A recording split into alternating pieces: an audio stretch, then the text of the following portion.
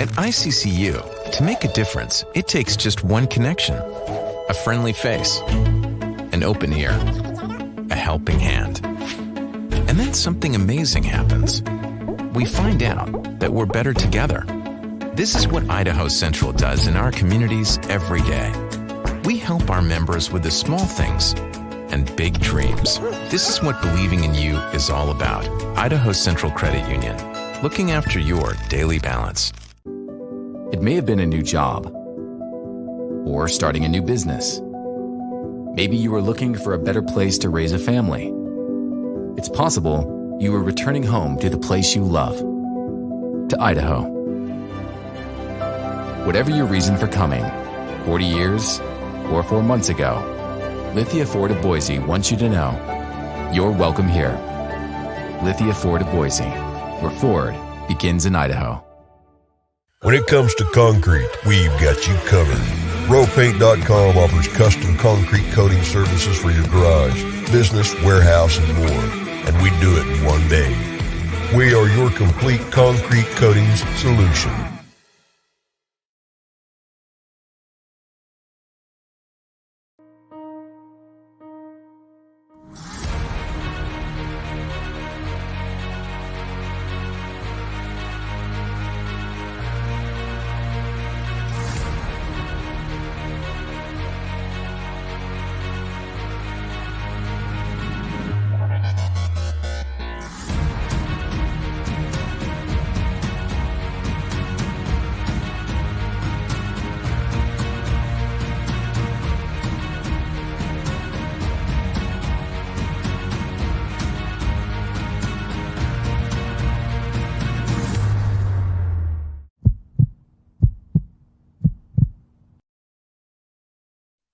Oh, we got plenty of stuff to talk about, Boise State fans. How you doing? I know the Super Bowl's on, so maybe a lot of folks are watching this after the Super Bowl or on Monday morning, but we still got more than 20 folks watching this live right now, so we'll do our typical show here, and if you don't want to watch the Super Bowl or want to watch us or record this for folks that want to watch it later as well, we did just get a Mountain West statement, a whole lot to unpack here. We got the final play at the end of regulation. We did just get a statement from the Mountain West on what happened on that play. We have multiple angles of the final play, multiple replays we'll get to. We'll hear from Max Rice. We'll hear from Leon Rice. We'll hear from David Roddy on the Colorado State side as well. Get your comments in. Get your thoughts in. What do you think of this one? 77-74, the final score. Boise State falls in overtime to Colorado State. Boise State gave it everything they had. The big three-pointer from Marcus Shaver Jr. sent the game to overtime, but just not enough in overtime. The putback from David Roddy was the difference there in the final 30 seconds. And Boise State, again, on the wrong side of a late call there. That's not two games Randy McCall has officiated here at ExtraMile Arena, where a late call that he did not make goes against Boise State. If you remember in the St. Louis game, Marcus Shaver was tripped with about 15 seconds left, and they lost that game in overtime as well. So two late calls hurt Boise State, and that's a tough one. And this one, 77-74, again, the final in overtime. Mike Guyette, I know you said we can't complain about officiating after the other night, but come on, today had a few doozies. Shaver coming in with more heroics. Too bad they couldn't pull it off. I don't think I ever said you're not allowed to argue with the officiating. I don't remember saying that. Case and Briggs, proud of the boys, didn't pull it off, but played their hearts out, especially shorthanded. Yeah, no, Emmanuel Acott was huge for Boise State. To not have Emmanuel Acott in this game, that certainly hurt them. And you had guys playing over 40 minutes. Abu Kijab, 43 minutes, 40 seconds.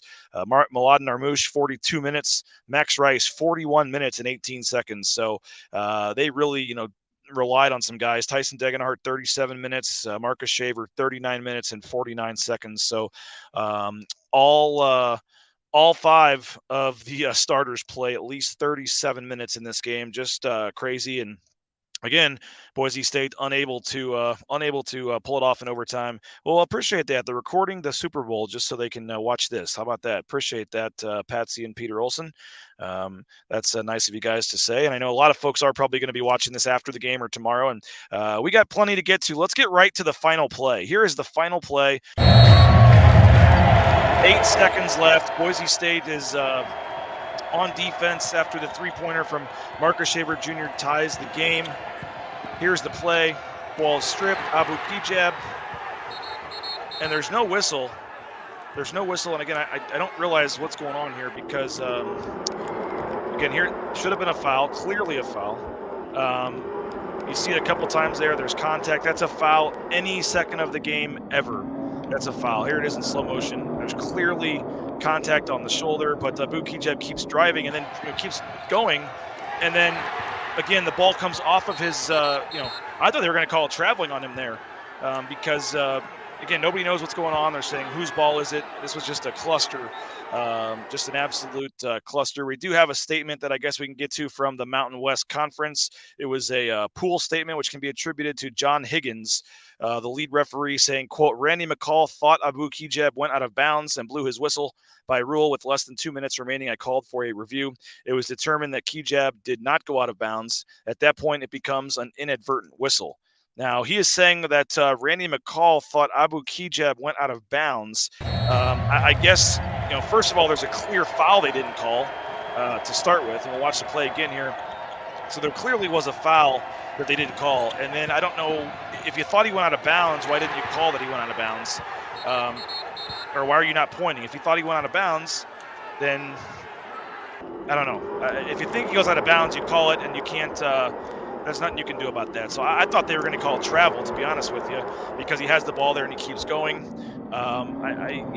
There's clearly a foul, and unfortunately, we were not allowed to ask questions to the referee. There goes Bob Beeler heading out. Did a great job on the radio call. And I don't get that call there because it was clearly a foul, and you missed that. And then after you missed the foul,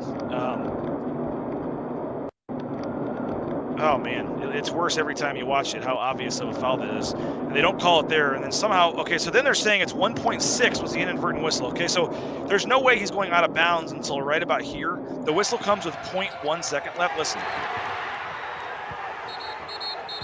The whistle comes with like 0.2 or 0.3 seconds left. Why they decide to go put 1.6 back on the clock makes no sense to me. Ironically enough, they're calling that with the inadvertent whistle. The time they put back on the clock was when the foul occurred. So I think the inadvertent whistle was that they didn't call the foul they should have. So they gave Boise State the ball with 1.6 seconds left. How could the ref miss that foul on Abu? We got Kurt chiming in saying, yes, it was a bad call. Total game changer, still an awesome game. Pretty bad no call. There's a lot going on here. And Acott not being there, the guys did look gassed. As I said, all 5 starters played 37 minutes in this one. And Boise State was really gassed at the end. No doubt Abu makes at least one of those free throws. Yeah, I think it was a 1-and-1 actually still. I don't remember the exact foul trouble, but maybe it got to 2. But it was either 1-and-1 or 2. But, yeah, he should have been shooting free throws at the end of the game there. That's a tough one for Boise State to take. There was a question, here we go, about the fans. I agree, and I wish I had the photo to post, but it was a, for lack of a better term, embarrassing turnout from the student section tonight. I don't know. If you're Jeremiah Dickey, you've got to be extremely disappointed with the crowd tonight. I get it's Sunday. I get it's the Super Bowl. The ones that were here were loud. They were into the game. I thought they were great. I thought the crowd that showed up, I thought deserved a lot of credit for being here. These were the diehards tonight, and they were loud, and it was, it was a great crowd. But the problem was, there goes Craig Lawson, the standing SID for Boise State, doing a great job. He's heading to watch the Super Bowl. And you got to do something. The student turnout was embarrassing. I mean, a game of this magnitude on a Sunday afternoon, I don't know what else you can do to try to get students into these games. And so if you're Jeremiah Dickey, Leon Rice, and you walk out and see literally maybe 100 students, I mean, it was pretty much empty in the student section today on a Sunday afternoon when the Super Bowl wasn't for a couple more hours. Tickets are free. They got free pizza. I mean, they're doing everything they can. And for a game of that magnitude, Cody's saying hard to compete with the Super Bowl. I get it. But if you're a student, I mean, come on over and watch the first half at least, or do something and then go watch the Super Bowl. But overall, just not a great crowd today, as expected, with the game being on a Sunday, and also with the fact that it was the Super Bowl starting, right after the game. And another interesting side note, by the way, the referees, at least one of them, John Higgins, had a flight at 5:30. So they were getting out of here tonight. So that's was I jokingly said that's why there weren't a lot of fouls called, especially in the first half. But I think it may have been why the referees were trying to get out of here. But then the game goes overtime, and they obviously had to stick around a little bit longer. But again, 77-74, the final. Boise State falls in overtime to Colorado State. This is a Lithia, Florida, Boise post-game show. Bronco Nation News, BroncoNationNews.com. Please go ahead and subscribe to our YouTube channel. If you're watching on YouTube right now, go ahead and click that like button. We would appreciate that, so you'll get notified when the bell button, I think it is, or the like button, one of those. My kid's the YouTuber, not me. And you can get notified when we go live for broadcasts and things like that. Cody's saying if it was free pizza and I'll be there at every game. Yes, that's what it is. They give you pizza and they have fans, free seats, and they can't get more than 100 students for a showdown with an NCAA tournament team, Colorado State. So, again, 77-74, the final. If you're looking for that car or truck, new or used, Lithia, Florida, Boise, and is the place to go. You can check out their selection online as well. And if you're looking to trade your car in or sell your car, they can make you a cash offer on the spot too, right there at Lithia, Florida, Boise. I think it's at 5 Mile and Fairview Avenue. So we appreciate their support of the show. I know some folks are over at the James enjoying a post-game cocktail, watching the Super Bowl. We had our score predictions on the pregame show. We will find out who won and contact you for the $25 gift card to the James. We're doing that every game now, where you can guess the score on our pregame show. And if you're a paying subscriber to Bronco Nation News, you're eligible to win a $25 gift card if you have the closest score prediction. And I don't remember seeing too many in the 70s. There were a lot of 50s and 60s predictions, so we'll have to go back and see who ended up having that. And this is the YouTube channel, by the way. This was sent to us by a viewer on their TV. They have the full post-game show on their TV from one of the previous games, so you can just go to YouTube and watch it right there on your smart TV, and it's that easy. Comments are coming in. Thank goodness we pulled out the UNLV game. We'd be hurting right now. Oh yeah. And don't forget, got to go to Air Force, which may seem easy, but Air Force is never an easy game. And if you don't have ACOT for that one, that becomes a very sneaky, scary game all of a sudden, where you really can't afford to lose to Air Force. And then you got Colorado State and San Diego State coming up next weekend. So this is it just keeps rolling on with how hard this stretch is for Boise State. So you've got let's see here. Comment from Don. Thought this was a Big Ten officiated game. Yeah, it was. They were letting them play, and it was a real physical game, and I get it. So we got folks watching the Super Bowl on mute while we listen to you. Wow, that means a lot. Appreciate that. Thank you so much to the Croningers for watching us here, and maybe just not fans of Al Michaels and Chris Collinsworth, or who knows. But you watch out. The other away games have full student sections. They make a big difference. And don't get it. Yeah. Oh yeah, I've been to every road game this season for Boise State in conference play, and it's a game changer to have fans. And for whatever reason, Boise State just can't get them at the home games. It is disappointing. Acot's injury more serious than being let on. Well, Leon Rice did say last game they may have jumped the gun, and it was a little more serious than they had originally thought. So I would suspect he does not play against Air Force, and they hope to have him Saturday against Utah State. Would be my guess at this point. Let's take some look at some highlights from the game. This was early in the game. Boise State was down 13, but Boise State rallied back. There's a long three-pointer from Max Rice. That gives Boise State the lead 34-32 at that point. But big block there, but they got the ball back and ended up they called the jump ball there, but I think it maybe should have been a foul. There's Najee Smith dancing. We appreciate Karen Rains for the footage there. Here was 2:42 left, a huge three from Degenhart that tied the game, I believe, for Boise State. This was a big spot in the game. There was you could have taken a charge, could have called a charge maybe on Kejab. They don't call the, he tried to flop. They didn't call anything. And then he hits the three that puts Colorado State up with 1:17 to go. And then here you go. There's Marcus Shaver. The defense was just as good as you could have done there. What more could you have done than what he did there? Just crazy to see great defense, and he steps back and he hits it. I mean, we're not surprised at this point. I guess that's the fourth one that he's done. Here's another view of it. The step back, bang! What a shot! What a shot! And again, then you had the play after that put him into overtime. Max Rice pretty much did it all in overtime, had a lot of his scoring there. And this was a big play in the game. Missed shot, they get the offensive rebound, they kick it back out, and then you end up getting another putback. 2 offensive rebounds on the possession. Roddy scores with 29.4 seconds left, and that ends up being the game. Boise State down 3 with 4.8 seconds left. Colorado State was trying to foul, but they just couldn't get in position, and then Roddy comes up and blocks the shot, and Boise State falls. The final score again, 77-74 in overtime. We have Max Rice, Leon Rice, and we have David Roddy as well from Colorado State. Leon Rice, not really in much of a talkative mood after this one. A lot of short answers. Was not happy with the officiating and danced around that a little bit. Let's hear from the head coach at Boise State after the game, Leon Rice.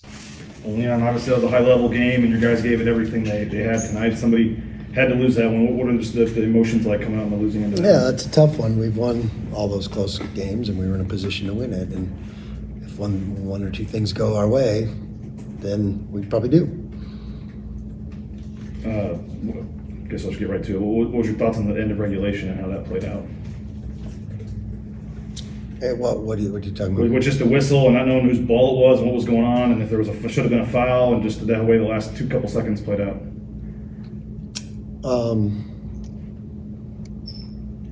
Yeah, that was a tough way to not win the game.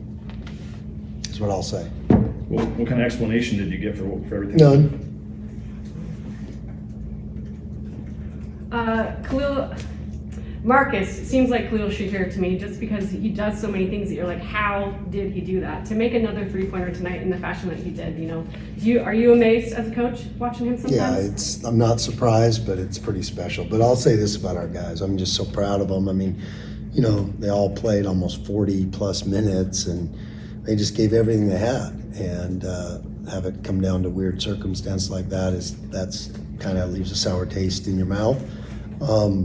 But credit Colorado State, they're a physical team, and they do a good job of using their bodies to be physical, and pretty good, really good basketball team. 2 really high level teams, I think.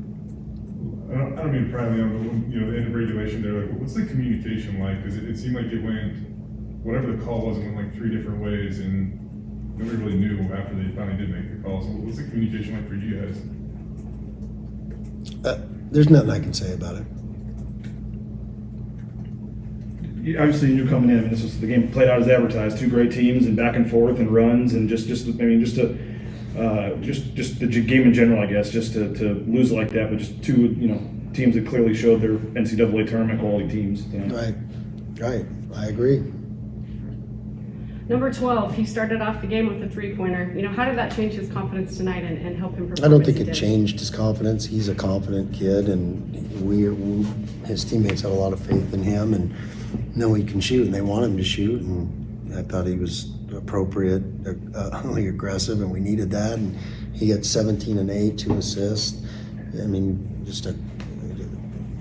played a great game. Like I said, I was proud of all these guys, the way they just. They played heavy minutes tonight in a hot, high possession game that was really physical and really, and they just kept reaching deeper and deeper to give us more. And so, like I said, I don't remember when I've been more proud of a team. We're all disappointed that it ended the way it ended, and it's a tough one, but there's not much more they could have done. They really couldn't have. And it comes down to one play, really, here or there.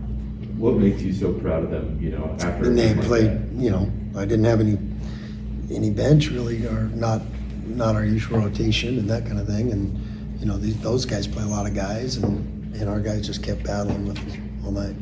With, Malad 2 games ago, we're talking about how he can't even get on the floor for 20 minutes, and he plays over 40 tonight. And I'm safe to bet he's probably never played that many in a college basketball game before. No, and he's guarding Roddy, one of the best players in the league and one of the most physical players, and just a credit to his toughness. He's amazing.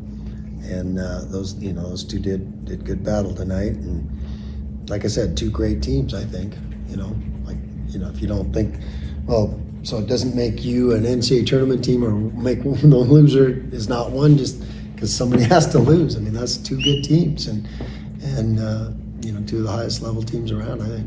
I know that you guys have been the ultimate no excuse team, and you've proven it time and time again. But when you don't have E-Man, how does that affect you? You got Max on the floor He said he never played 40 minutes before the game in his life. No, and you know, exactly. So yeah, that shows the toughness of these guys, and you know, they were courageous and kept battling, and that's who they are. That's why I love them. You haven't had, you know, that feeling after a loss very often this season. You guys obviously winning a lot of games. Now, you got a tough stretch, continues every game like we've talked about. How do you guys kind of just try to flush this one? And it's frustrating. It's probably going to take some time. Yeah.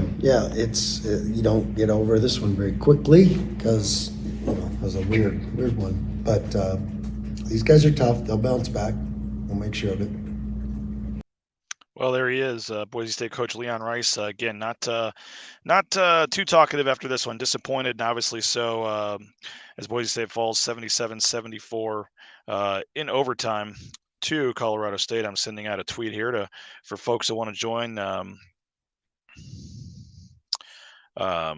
Sorry about that, folks. I was just getting a tweet sent out so we can get some more folks watching the show here. And we have Max Rice we can hear from. We can hear from David Roddy as well.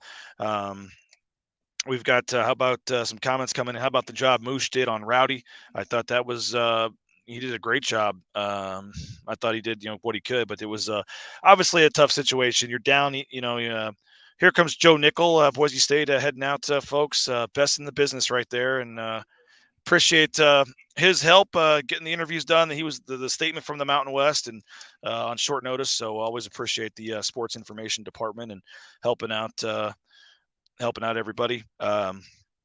Comments are coming in here, but yeah, you're without ACOT. You're without, you know, you didn't have much of a bench. Again, all 4 of your starters almost played 40 minutes. So I don't know what else, you know, it's just a tough game. And it's not going to be the quote unquote bad loss, but you can't lose at Air Force. And now your margin for error becomes a little different, but no one's going to look at that and go, oh my gosh, they lost to Colorado State. Let's take them out of the tournament. I mean, this is kind of what David's saying here. Colorado State's very talented.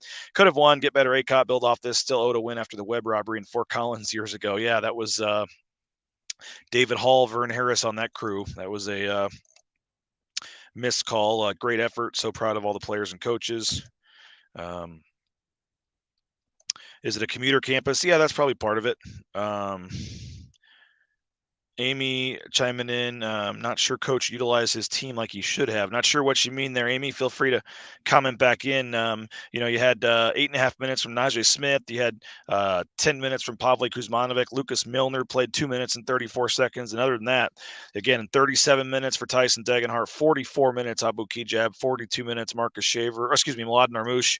Think about that. Milad Narmouche plays 42 minutes, 11 points, 8 rebounds for him. That's a second decent game for him. Marcus Shaver Jr. plays nearly 40 minutes, and Max Rice 41 minutes and 18 seconds. David Roddy for Colorado State. He's the preseason Mountain West Player of the Year. He finishes with 18 points and 7 rebounds. He met with the media after the game as well. We were supposed to switch, and Mook was supposed to foul him. So, you know, he just got away from him, and you know, my guy set the screen. So I just wanted to step up, and I know he was going to shoot it, so just put my hand up and I blocked it. So glad about that. Kind of, you know, raise the hand celebration. Kind of, what's the feeling? Obviously, a huge game there. Yeah, no, it was a huge game. You know, again, Boise is a tournament team, so you know, going into their house and winning is huge for our program. So, and just the emotional maturity that you know the team has showed over the past few weeks is awesome. So, you know, it came to full fruition now, and I'm glad we got the win. Obviously, I mean, this game was crazy, a ton to it. Does this feel like, you know, a tournament type of game for you guys? Yeah, I would say so. Again, it's just a big win. You know, we're pretty much around the same ranking, so you know, they always give us a good game. So I'm just glad we pulled out on top. What was your take on what happened there at the end of regulation when they blew the whistle and then wasn't sure whose ball it was? Yeah, it was confusing, and I could tell. I mean, you know, you got to give the refs some slack. I know it was craziness, with the crowd and everything. So they said he was out of bounds first, and then he wasn't out of bounds. They researched it, then it was a timeout, but they don't have a timeout, and so they said it was an inadvertent whistle and everything. So we just allowed him to get the ball, and I'm glad he didn't make the shot.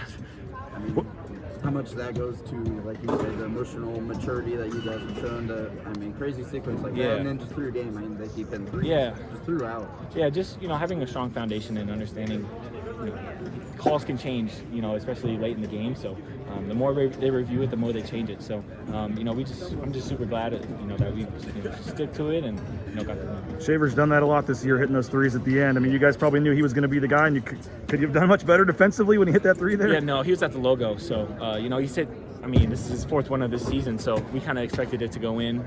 You know, we had a play set up. You know, Coach Medved usually doesn't call timeouts after makes, but, you know, after this one, you know, we set up and we had enough time. So, you know, again, kudos to him. He's a great player. Well, there he is. David Roddy giving Marcus Shaver Jr. his props, saying that he is a great player for that shot. There goes Matt Brumley, does a great job with Boise State. Give him a, there you go. Thanks for the wave, Matt. Folks heading out, but we have Kurt chiming in. 1,000 students living on campus. Yeah, there is some. You know, that was in response to the commuter comment. Yeah, I don't know how you get students in here. I mean, this atmosphere was crazy. It was the fans that were here were really, really loud. If you came to this game, you had a great time. Other than the final score, you have CSU getting up big in the first half. Boise State coming back. It was second half was back and forth and huge shots. I mean, it was just a great atmosphere for those that were here. But you just imagine what this place would have been like if there was another 5,000 people in here. The announced attendance was 6,600 something, and that's just tickets out. So that's not very good. They only distribute 6,600 tickets to this game. That's, you know, barely half the arena. So it wasn't a great crowd, and I get it for some of the adults, you know, with the Super Bowl parties and things like that, and it being a Sunday with the LDS community here, but the students just makes no sense to have about 100 students in a game like this. I thought it was, you know, if you're at Boise State and you come running out of the tunnel for this huge game and you see the student section empty, that's got to be disheartening for the players. Melinda saying, bought our tournament tickets today. Keep it going, Broncos. Well, hopefully, Melinda, we'll see you at Circa Casino. It's on Fremont Street downtown. Anybody going to Las Vegas, I encourage you to stay at Circa, but if you're not staying at Circa, come hang out with us over there. We're going to have some pregame parties and things like that with some drink specials. We'll have some swag we're giving away, some rally towels, some ICCU credit union sunglasses, all kinds of cool stuff we're going to be passing away. So we're teaming up with the Blue Collar Club to do some things over there. So I think Wednesday night we'll have some sort of night before the tournament get together over there. So plan on that. And then a couple hours before every game, we'll try to meet over there, maybe after the game as well, and have kind of a special spot at our bar to get some discounted drinks and things like that. So I'm looking forward to that. It's going to be a lot of fun. And Circa Casino has the biggest sports book in the world. And then they have Stadium Swim, which is like an outdoor, 6 outdoor heated pools and 140-foot screens with games on them. So it's just an amazing place over there. So I encourage you to check out Circa Casino and the hotel and the sports book and all that great stuff over there. It is 21 and up, though. It's one of the few casinos in Vegas where it is 21 and up. So if you're thinking of bringing your kids, that would not be an option for you. Max Rice met with the media as well. He was the one player made available tonight after the game. So here's Boise State's Max Rice, who again played 41 minutes, 18 seconds, had 17 points, tied for the team lead, and also had 8 rebounds as well. Maybe one of the best games overall of Max Rice's career tonight. And here he is speaking with the media after the game. Max, obviously you guys gave it everything you had in that one. What are the emotions like right now? Well, I mean, it was a tough battle between two teams that I think are definitely postseason teams, NCAA tournament teams. So, I mean, we're going to hang our heads for a little bit, but we know we got to bounce back Wednesday, and that's what a tournament team would do. So we just got to keep our head up and keep going. You know what happened at the end of regulation, Max? I mean, we were talking to David Roddy about it. It sounded like the call changed like 3 different ways. Yeah, I think initially, like, they thought it was out, and then they went to the monitors, and I think they changed it to an inadvertent whistle. And so whenever he blew his whistle, I think that's when they switched the clock to. So that's why we got 1.6 instead of like 0.5 or whatever. So I guess that's what happened. Looked like a foul before that, though. I haven't seen it yet. It did. It's a veteran crew that we had, so I mean, I wouldn't question their calls or anything like that.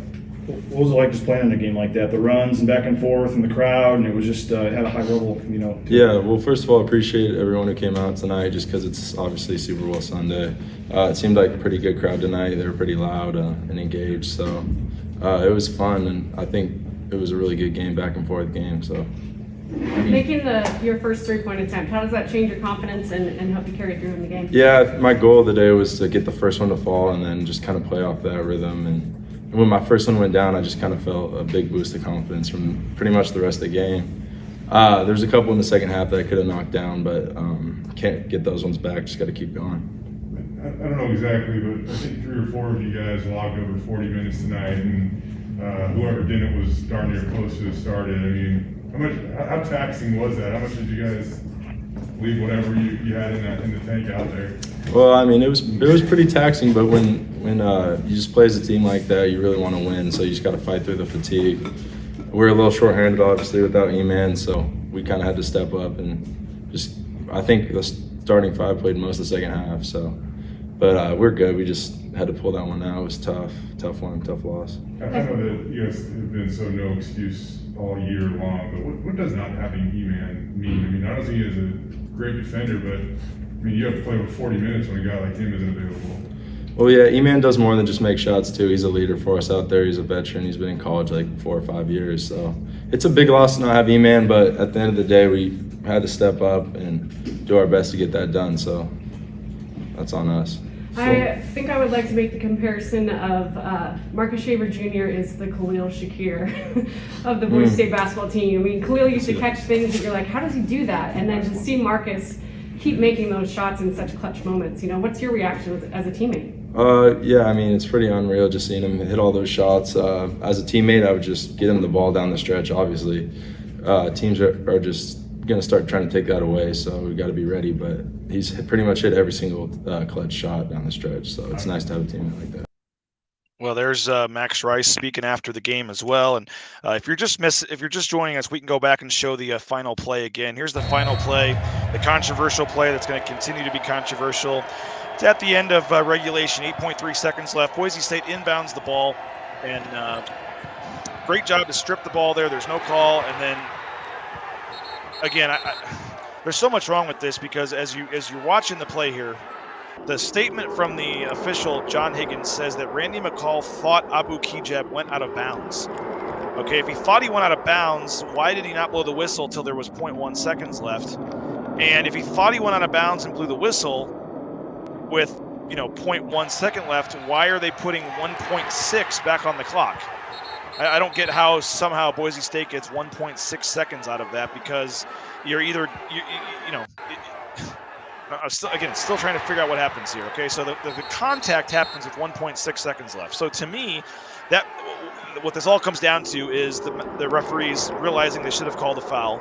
They didn't, so they give Boise State the ball back with 1.6 seconds left. I thought it was going to be a travel. I mean, Travis Hawks commented, that he missed three calls at once. He misses a foul, he misses a travel here, and then he says he went out of bounds when he didn't. So Randy McCall blew 3 things on this call, and he's a guy that's refereed in the Final Four. He's a quality official, but he's had a couple bad nights at ExtraMile Arena here this season. So nobody knows what's going on. Everybody's looking around. It's just so hard to figure out.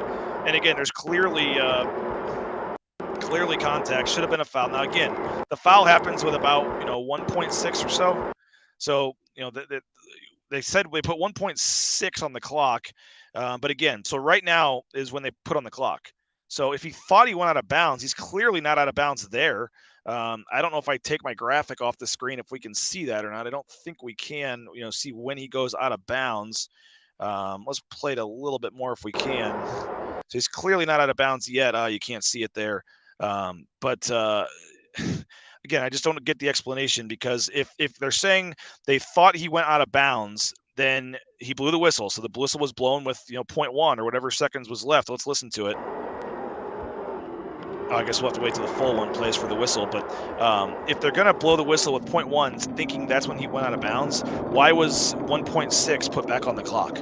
There's no reason 1.6 should have been put back on the clock, because that's not when the whistle was blown. There was no whistle at 1.6. The whistle came with 0.1.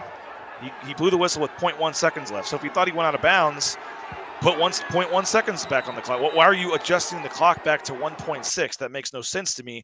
When, to me, it just screams that they thought that they realized there should have been a foul, and this is what we're going to do. We're going to give Boise State the ball, because the official statement was from John Higgins, the lead official, quote, Randy McCall thought Abu Kigab went out of bounds and blew his whistle. By rule, with less than 2 minutes remaining, I called for a review. It was determined that Kigab did not go out of bounds. At that point, it becomes an inadvertent whistle, and that's the only explanation that we're getting. We were not allowed to ask questions or follow up, in terms of whether or not why was there not a foul called, or we didn't get any explanation. All we did was get the statement. And again, I appreciate Joe Nickel and Stuart Buchanan in the Mountain West, Teresa Kurtz, for helping us get the statement from John Higgins, but it just doesn't say much. It leaves a lot still to be desired. I don't understand a lot of that, but it was clearly a foul. Boise State should have been going to the free throw line with 1.5 seconds left or whatever, 1.6 seconds. And so why they got the ball back at the time of contact just makes no sense to me, because the whistle wasn't blown then. The whistle was blown with zero point 0.1 seconds left. So I don't know why they're putting more time back on the clock. It just doesn't make sense. The referees screwed it up, and it potentially cost Boise State a win, because that should have been a foul, and you should have had Abu Kijab going to the line there. And I get it. Referees. Somebody on Twitter was saying something about, you were saying they shouldn't have called the foul at the end of the Wyoming game. I didn't say that, or maybe it was the San Diego State Colorado State game. I think it was. I just said they don't usually call it. I didn't say they shouldn't call it. You just don't usually see fouls called to decide a game late in the game. But if it's a foul, it's a foul. So, that was clearly a foul, and that, should have been called, but they don't call fouls like that. I don't know what Randy McCall was looking at. He missed 3 things on that play, and, potentially cost Boise State a victory. Abu Kijab would have had to make the free throw still, but you certainly feel pretty good about your chances with him making the free throw. And now you turn the page. You heard from Leon Rice. He was very short, obviously not pleased with it. And, now you got to go to Air Force, which is a very, sneaky, tough game that you have to go to now. And you look at all the updated numbers. Boise State falls all the way to number 40 in the KenPom rankings. Boise State falls to 40 at KenPom. That's the lowest they've been in a while. And we'll see in the net, they were 34. We'll see when they wake up, what they are in the net tomorrow. That does go as a quad 1 loss, so it's not exactly a loss that's going to kill them. But you can't let 1 turn into 2 or 3 here. You got to beat Air Force, and then you got to take care of business. Utah State, San Diego State at home, both are almost now kind of must-win games for you next weekend. So they're not on the bubble yet, but another loss or 2, and they may be there pretty soon. So they've had a heck of a season. They got to keep winning and find a way to keep it going. And Wednesday night, 8:00 at Air Force. Is going to be a sneaky tough game if you don't have Emmanuel Laycott again. And so we'll see what happens on Wednesday, and you got to find a way, if you're Boise State, to continue to put this behind you. And they haven't had too many losing streaks this season, so they got to find a way to win at Air Force and get back on track and keep this thing going in the right direction. So we will be there for the game on Wednesday night, heading out about 10:30, I think it is, on a United flight on Wednesday. So Bronco Nation News will be at Clune Arena on the campus of the Air Force Academy in Colorado Springs to bring you a full pregame show and a full postgame show as well. So every game we do the pregame show, the postgame show, thanks to Lithia Ford of Boise, our road trip coverage sponsored by ICCU. My family and I moved our accounts over there this week, so appreciate ICCU for helping with the travel costs and get us on the road for these games. So please consider a subscription to Bronco Nation News. I would love it. It's $6.99 for a month. $70 gets you a full year, and you help allow us to do things like hire Jay Tust and John Mallory and Mike Prater, and travel to the road games, and just all the things that we're trying to do cost money. So we announced last week that we're going to have Jay Tust for 2 days a week, Tuesdays and Fridays, and things like that are only possible if we can get subscribers to help pay for it. So check it out, BroncoNationNews.com. We'd really appreciate it.